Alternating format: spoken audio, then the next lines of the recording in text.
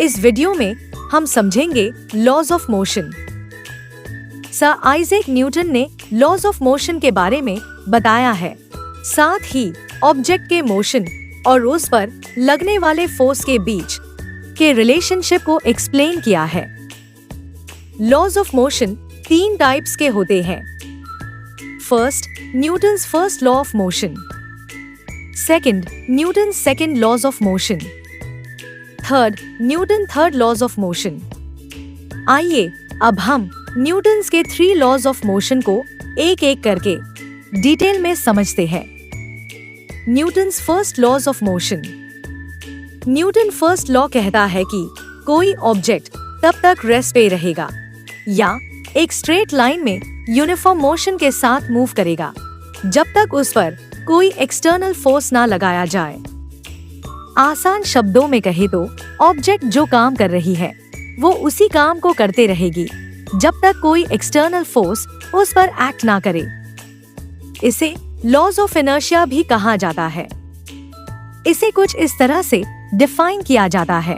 Newton's first law states that an object will remain at rest or in uniform motion in a straight line unless acted upon by an external force. Example के लिए table पर रखा book तब तक rest में रहेगा जब तक उस पर कोई फोर्स अप्लाई ना करे। एक मूविंग कार तब तक आगे बढ़ता रहेगा जब तक ब्रेक अप्लाई ना किया जाए या फिर कोई फोर्स अप्लाई ना किया जाए। Newton second laws of motion.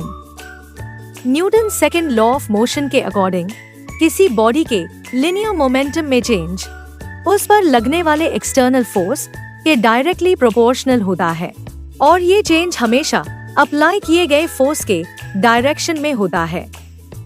Linear momentum physics का एक फंडामेंटल कंसेप्ट है जो क्लासिकल मैकेनिक्स का पार्ट है।